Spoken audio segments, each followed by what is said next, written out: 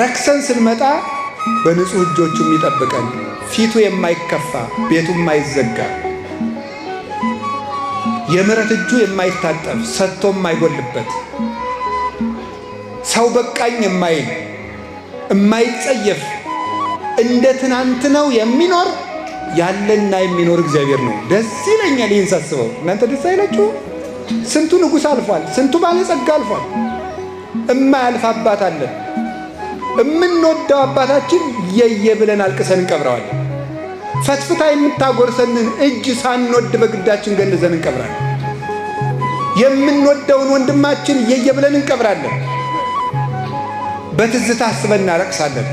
እግዚአብሔር ግን ያለና የሚኖር አባታችን ሲሞት የማይሞት አባት አለን። አንድ ባይታዊ በረሃ ሂደው ኧረ አባት ሞት አሉት። እንዴ ስነ ስርዓት ያዙ።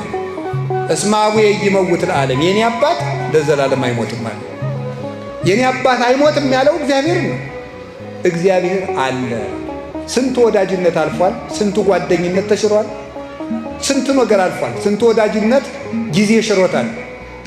ዘመን የማይሽረው ወዳጅ እግዚአብሔር ያለና የሚኖር ሰው አንድ ቀን እጁ ላይ አግኝቶን እንኳን አይምረንም።